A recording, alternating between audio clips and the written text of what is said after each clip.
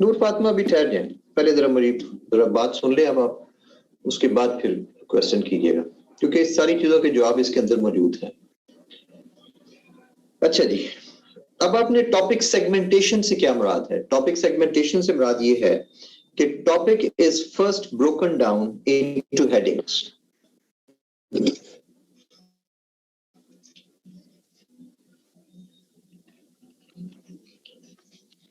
First, break the topic into headings and then into subheadings, paragraphs.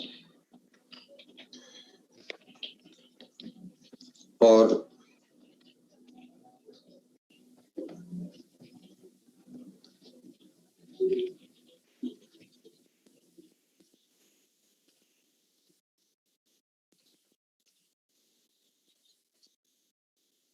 ये चीज है basically.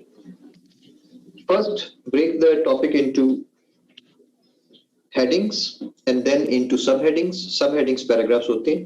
Paragraphs are grouped under headings, जैसे मैंने already आपसे कहा है। अच्छा, तरीकाकार ये है कि break down the topic into primary headings, variable।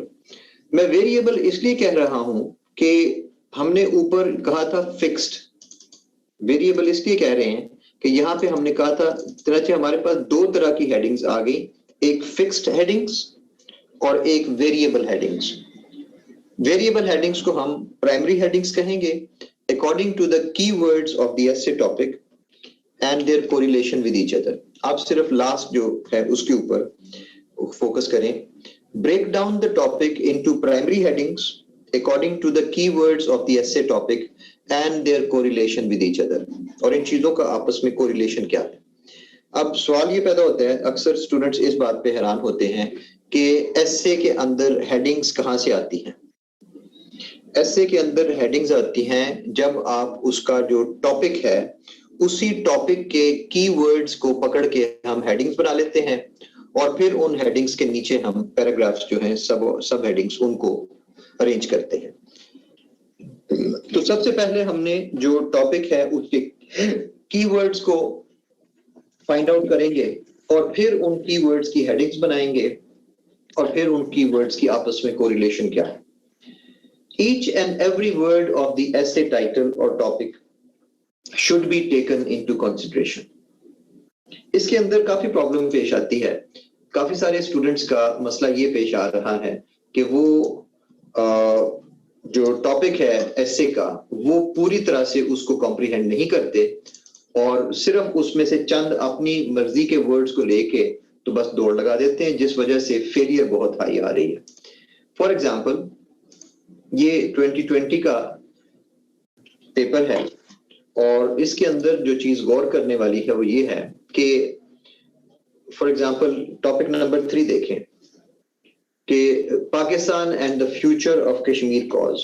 अरे अब ये इतना मुश्किल टॉपिक था नहीं, लेकिन इसके अंदर बहुत ज्यादा दुनिया फेल हुई क्योंकि उन्होंने कश्मीर कॉज के ऊपर तो ऐसे लिख दी जो कुछ उनको रट्टा लगाया हुआ है, फ्यूचर का कोई जिक्र नहीं किया, जबकि इसके अंदर फ्यूचर भी एक कीवर्ड था, कश्मीर कॉज भी कीवर्ड था और पाकिस्तान एंड पाकिस्तान का जो उसके साथ, तो इसके 3 कीवर्ड्स थे।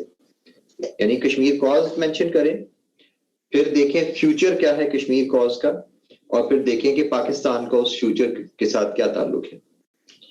तो इसके अंदर लोग फेल इसलिए हुए कि उन्होंने फ्यूचर का नाम ही लिया सिरे से, सारा कश्मीर कॉज के ऊपर पास्ट के ऊपर जो था वो लिख दिया। अच्छा जी, नंबर 4 के अंदर जो था वो पोलराइज पॉलिटिक्स द इश्यूज, ये वाला जो टॉपिक है।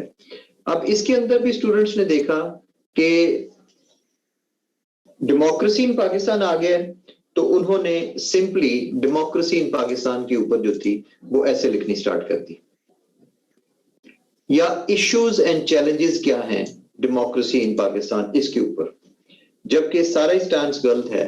हमारा जो एक्चुअल जो एग्जामिनर ने कहा है वो कहा है पोलराइज पॉलिटिक्स। आप पोलराइज पॉलिटिक्स की बात करेंगे यानी ये सारी डेमोक्रेसी इन पाकिस्तान की तो इसका टॉपिक ही नहीं है।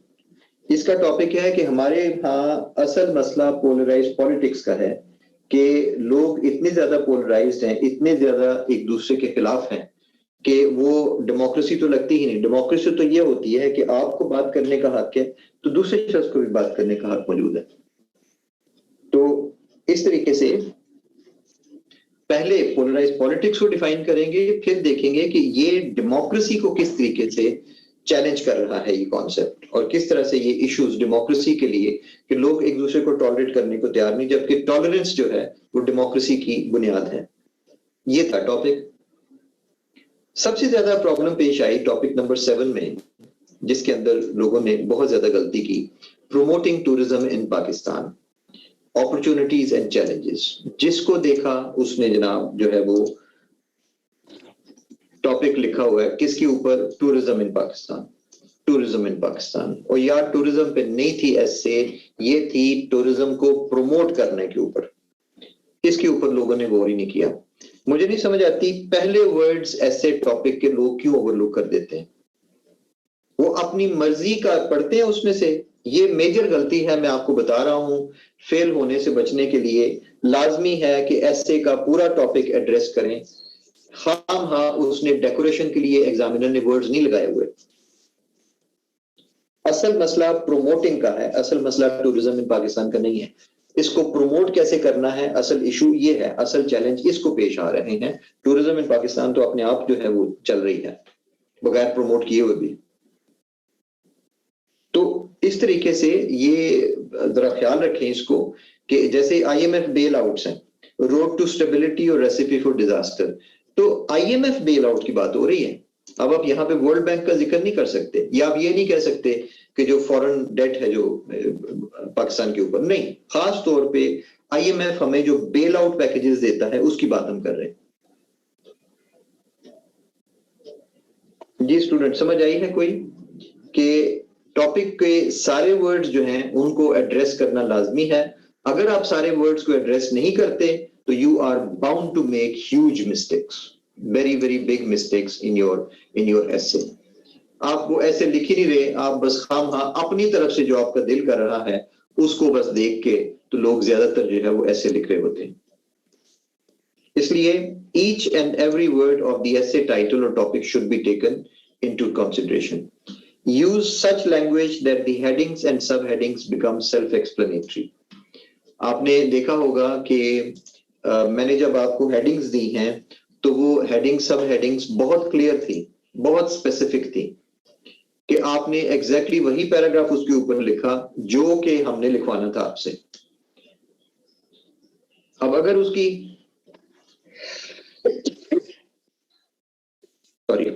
अगर उसकी लैंग्वेज जो थी वो क्लियर ना होती, मेरी सब हेडिंग जो आपको दी थी, economic turn down due to कोविड-19, फर्ज किया मैं कह देता economic problems, global economic problems, तो आपने क्या लिखना था? आपने कुछ भी नहीं था लिख सकना।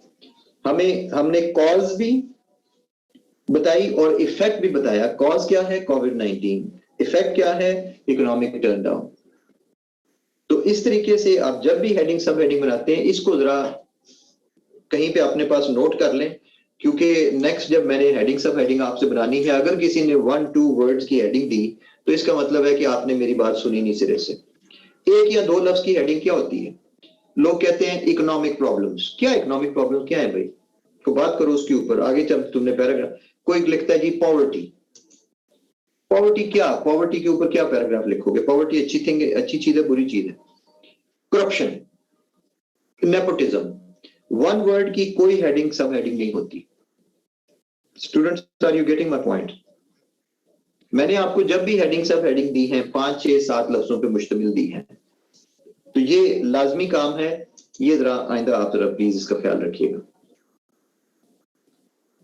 अच्छा जी, एग्जाम्पल इस तरह से है कि ये 2016 का एक टॉपिक था, water crisis and national unity.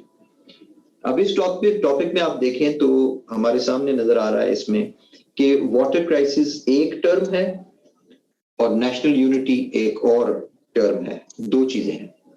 तो फिर हम दोनों को सेपरेटली हम इनको एड्रेस करेंगे। फॉर एग्जांपल, मैंने आपको पहले बताया है कि 2-3 वर्ड्स की हेडिंग नहीं होती। हम ये नहीं कर सकते कि वाटर क्राइसिस को रख के यहाँ पे तो हेडिंग वाटर क्राइसिस की दे दें, नहीं। The phenomenon of water crisis, बताओ कि वाटर क्राइसिस क्या, मतलब वाटर क्राइसिस चीज क्या है? National unity. नेशनल यूनिटी पे हमने हेडिंग बनाई है the aspects of national unity in Pakistan. अब यहाँ पे टॉपिक में पाकिस्तान नहीं लिखा हुआ, लेकिन हमने जो है वो स्पेसिफाई कर दिया कि हम पाकिस्तान के रेफरेंस से। बहुत से स्टूडेंट्स इस बात पे फंसते हैं कि टॉपिक में पाकिस्तान नहीं लिखा हुआ तो हम उसके बारे में क्या राय करें। बेटा बात बड़ी सिंपल सी है, आप कौन से मुल्क का इम्तिहान दे रहे हैं? कीनिया का, अर्जेंटीना का, किसका इम्तिहान दे रहे हैं? और दूसरी बात यह है कि हम में से किस बंदे के पास इतना नॉलेज है कि सारी दुनिया में नेशनल यूनिटी का जो कॉन्सेप्ट है हर मुल्क का अलग अलग है, कि हम वाटर क्राइसिस नेशनल यूनिटी के हिसाब से उसका ब्राजील का लिख लें, रशिया का लिख लें, फला कंट्री ऑस्ट्रेलिया का लिख लें। नहीं, नेशनल यूनिटी के कॉन्सेप्ट एस्पेक्ट पाकिस्तान के डिफरेंट है, हर कंट्री के डिफरेंट है। इसलिए पाकिस्तान का नाम नहीं भी है, नहीं national unity, what is national unity हो सकती है हेडिंग ये भी, लेकिन नेशनल यूनिटी के एस्पेक्ट ये भी कर सकते हैं, what is national unity in Pakistan. तो ये जो स्टूडेंट्स करते हैं ना कि जी यहाँ पे पाकिस्तान का नाम नहीं लिखा हुआ इसलिए हमने इसको ग्लोबल लिखना है, वो फिर अजीब बेकार सी ऐसे लिखते हैं, क्योंकि नेशनल यूनिटी हर कंट्री के अलग अलग है। दूसरी बात ये है, आप पाकिस्तान का इम्तिहान दे रहे हैं सिविल सर्विस का और पाकिस्तान को डिस्कस नहीं करते, तो ये किस तरह की बातें हुई? एग्जामिनर ने हर टॉपिक के अंदर पाकिस्तान का लफ्ज नहीं लिखना, लेकिन आपका काम है, ठीक है अगर ग्लोबल लेवल पे है आप ग्लोबल लेवल पे भी बात कर लें, लेकिन फिर भी 50% कम से कम पाकिस्तान को जरूर लिखना है। अच्छा, और इसके बाद वाटर क्राइसिस और नेशनल यूनिटी का आपस में रिलेशनशिप क्या है? Correlation of water crisis and national unity, आपस में इनका रिलेशन क्या है, कोरिलेशन क्या है? अच्छा जी, उसके बाद वे फॉरवर्ड देना है, achieving national unity despite water crisis. अब बाज स्टूडेंट्स ये कहते हैं, बाज टीचर्स बल्कि कहते हैं कि टॉपिक के अंदर वे फॉरवर्ड नहीं मांगा हुआ तो फिर देने का क्या मकसद है? बिल्कुल गलत है। ये कोई स्कूल का इम्तिहान नहीं कि मास्टर साहब जितना लिख के देंगे उतना ही सिर्फ आपने लिखना है। ये सीएसएस की ऐसे है। CSS is competitive civil competitive examinations. अब कंपेटिटिव एग्जामिनेशन जो है वो क्या जज कर रहे हैं? वो आपकी प्रॉब्लम सॉल्विंग स्किल्स भी इसके अंदर जज हो रही हैं। मुझे बताएं आपके और बाकी जो 8-9 पेपर्स हैं उनमें से किसके अंदर प्रॉब्लम सॉल्विंग स्किल्स आपकी जो है वो जज हो सकती हैं? जनरल एबिलिटी में सिर्फ ये ऐसे के अंदर होता है कि हमने आपकी जो प्रॉब्लम सॉल्विंग स्किल्स हैं उनको भी चेक करना है। तो वे फॉरवर्ड जो है वो अपने पास से देना लाजमी है, इवन अगर टॉपिक में नहीं लिखा हुआ, और हर ऐसे के अंदर होना चाहिए। अच्छा जी, way forward achieving national unity despite water crisis. हाँ, तो सबादान हर कोई इंटरनेशनल लॉ पढ़ता तो नहीं ना। अच्छा, स्टूडेंट को याद है बॉडी पैराग्राफ्स कितने कितने बनाने होते हैं हमने? 17। अच्छा, अब इसी स्टेज पे जब हम टॉपिक सेगमेंटेशन कर रहे हैं तो इसी स्टेज पे हम अपने नंबर ऑफ पैराग्राफ्स भी डिसाइड कर लेते हैं। कौन सी चीज को ऐसे के अंदर मैंने कितनी वेटेज देनी है, कितनी अहमियत देनी है, नंबर ऑफ पैराग्राफ्स भी आप यहीं पे डिसाइड कर लेते हैं। चनाचे इसमें हम क्या करेंगे इस टॉपिक में, पहले हम वाटर क्राइसिस का फिनोमेनन डिस्कस करते हैं 2 पैराग्राफ्स में। ये जो ब्रैकेट्स में लिखे हुए हैं ये नंबर ऑफ पैराग्राफ्स। अच्छा, वाटर क्राइसिस का फिनोमेनन पहले आप मसलन पहले पैराग्राफ में कह सकते हैं ग्लोबल लेवल पे, सेकंड पैराग्राफ में लिख सकते हैं पाकिस्तान लेवल पे। इसी तरह से aspects of national unity in Pakistan, पहले आप जो आइडिया ऑफ नेशनल यूनिटी है उसको इलेबोरेट कर लें और उसके बाद जो है वो खास तौर पे जिक्र कर रहे हैं कि पाकिस्तान के लिए नेशनल यूनिटी की अहमियत क्या है। उसके बाद फिर ये डिसाइड करना है कि क्या वाटर क्राइसिस की वजह से नेशनल यूनिटी मुतासर हो रही है या कि नेशनल यूनिटी की वजह से पाकिस्तान में वाटर क्राइसिस आ रहा है। 9 पैराग्राफ्स हमने इस पे लिखने हैं। वे फॉरवर्ड ये है कि वाटर क्राइसिस तो अपनी जगह पे रहना है और वाटर क्राइसिस की वजह से नेशनल यूनिटी खराब हो रही है, तो कैसे हमने नेशनल यूनिटी अचीव करनी है despite water crisis. Water crisis तो रहना है, ये बड़ी चीज है, ग्लोबल स्केल पे है प्रॉब्लम, तो इसको फौरी तौर पे सॉल्व नहीं किया जा सकता।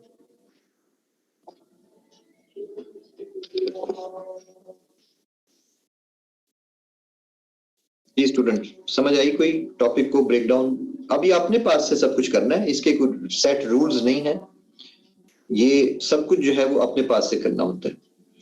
एक और एग्जांपल देखिए, the emerging power of social media, prospects and problems. अब इस टॉपिक में स्टूडेंट्स से पूछेंगे जी टॉपिक के ब्रेकडाउन, तो वो कहते हैं जी ये टॉपिक जो है ये सोशल मीडिया के बारे में। नहीं यार, ये सोशल मीडिया के बारे में नहीं है, ये इमर्जिंग पावर के बारे में है।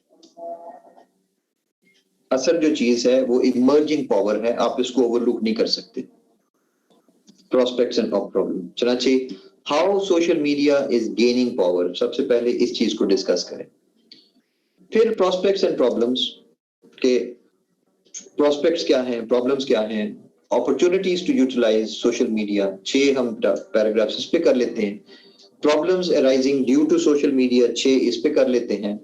और फिर सोल्यूशन करते हैं, utilising the potential of social media to overcome problems. जी स्टूडेंट्स को समझ आई है ब्रेकडाउन की?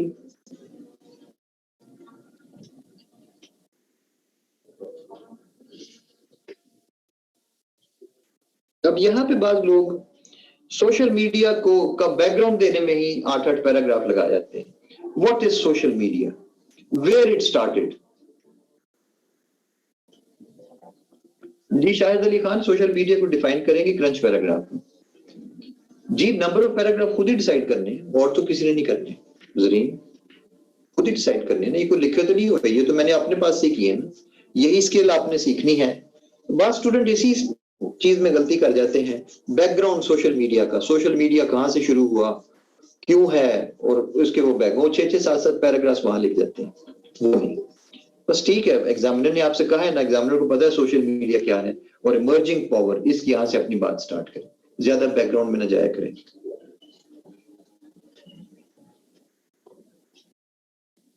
एक और एग्जांपल देखिए, the threat of global warming and the ways to counter it, 2018 का टॉपिक था ये। अब ये भी लोग कहते हैं कि जी ग्लोबल वार्मिंग है, नहीं, ये थ्रेट है, ये थ्रेट के ऊपर। जी नूर फातिमा, क्या क्वेश्चन है?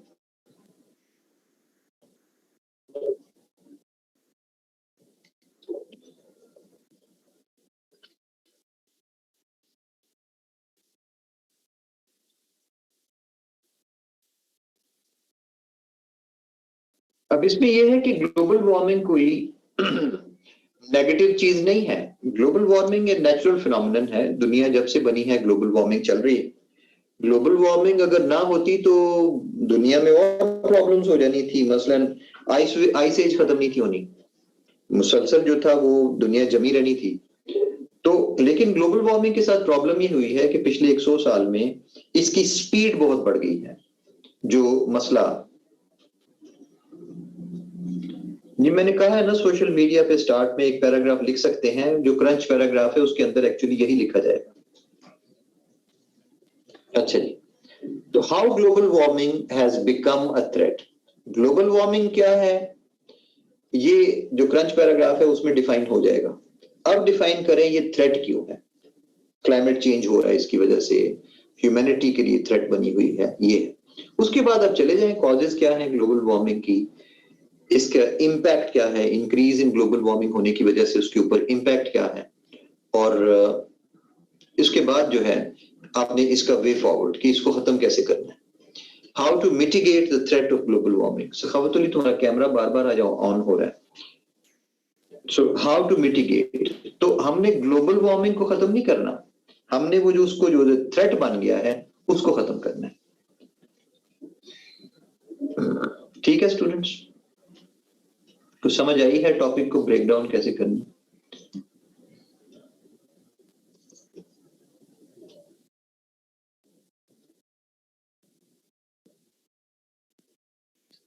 बस अभी यहीं तक करें, 7:35 ब्रेक करते हैं, ब्रेक करते हैं। नहीं सारा ट्रिकी नहीं है,